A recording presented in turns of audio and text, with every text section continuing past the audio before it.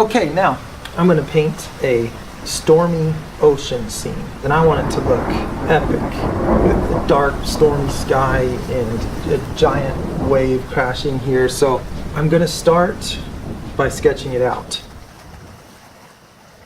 And the white water is going to be up on top of this. But not too much, because, waves just keep on traveling and traveling out in the deep sea. They're not breaking on a shallow shoreline, So this is going to be just this wall of water. Let's put a wave.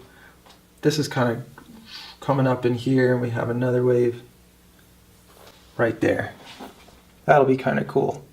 The whole picture is just tilting.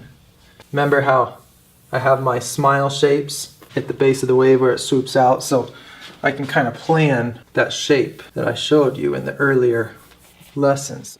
Now I want to have the effect of waves upon waves. So this will be kind of one mound of waves. It all just drops off back there. And the way I'm going to make that look is by putting waves directly behind. Boom. A sudden change where there's a layer behind a layer. But see, what's cool is that is going to give a reference point to how huge this guy is over here, because even though these are hills made of waves, they're just little compared to this big wall. I'm going to get my dark blue and I'm going to start putting it on in different areas. I'm not going to spread it out. I'm just going to put it on so that I know it's enough to cover this whole area. I want more of the light color near the bottom here. Typically the horizon is where more of the light color of the sky is. Not always. So what I'm going to do is I'm going to try to blend the dark color upward and the light color downward for the most part. So wherever I come to a dark patch, I'm not going to drag it down real far. I'm going to make it go upward, like this. Wherever I come to a light patch, I'm going to pull that downward. See, so I follow this pattern. This dark one, go upward, upward. So remember, I want this brightest part of this wave to be up here at the top. The front top. There. And this is where it'll be real dark down here. I just want to look for pretty consistent transition of the lighter to the darker as it gets down in this valley. It's okay if there's patches of light. That's actually going to look good, having lighter splotches, but overall it has kind of a uniform transition there. It's fun restricting yourself to a large brush when you paint a picture, because it makes you get stuff done. You settle for what you're able to do on details, and then progress is the fun part. See, this is a real soft edge where I just blur it all together, but I still want it to look rounded. So I just tried to do kind of a gradual change from the dark to light along a curved area. This one's smaller, and that's where I want it to look like this is a little mound of water curving back over the edge there. If I was doing real fine detail, I know what the shapes are of the waves, and because of that I feel out my comfort level with how much to distort that. You can see that I'm not connecting these all just like I did in the earlier pictures, but I'm keeping an eye on it whether or not it still gives the impression of that pattern. So still the knowledge of that pattern is helping me along my way. This is a giant wave.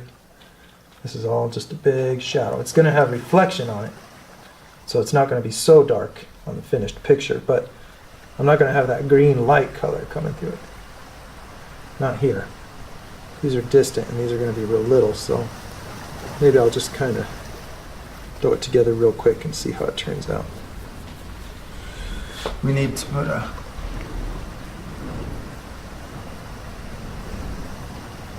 guy in here. Put some kind of yeah, that'll be cool. And put some distortion in there. Just barely darker than the rest of this wave here. And get just the right darkness here, so it just barely looks like a shadow of a big Big dragon in this wave. Oh, yeah. That's cool. I'm gonna put a little bit of highlight on him too. He's gonna just disappear for the most part.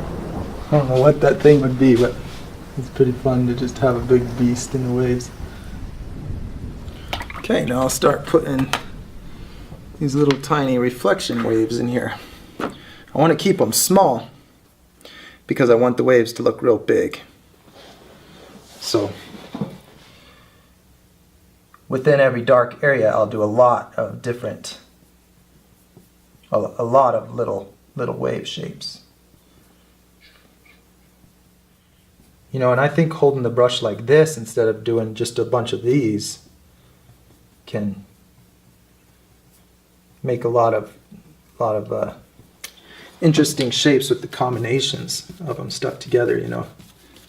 We'll see what the difference is. This is a good spot for a bright area. It's kind of fun using that dry brush like that. In sea waves, you just have every angle on every wave. And because of that, anything bright in the sky can be reflecting off every single area in the water. The second I feel like I'm on the edge of a wave, then I remember that pattern that it needs to have. The reflection brightens as it approaches those high points. You can really throw off the perspective of this shape by making the overall angle of these not match. See, so as I do them, I'm going to travel in curves with the wave just to make sure I stay with that overall angle. You know, the wave breaks, it crashes, it plunges down into the water, and then behind that wave is where you see it.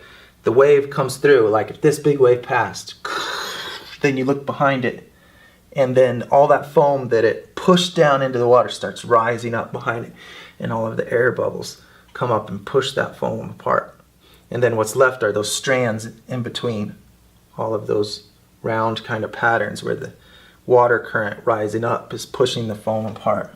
Extend the corners out, give a little bit of a squiggle to them so that it creates concave sides. There we go. That's the kind of shapes I'm looking for. It's like stretching a piece of gum till it breaks. See, when you see me coming back over areas that I've already done, I'm not fixing anything, I'm just gradually building it up to the amount. You know, I always like to start with a little bit, look at it, and see if it makes me imagine anything further. You know, I just run with my imagination.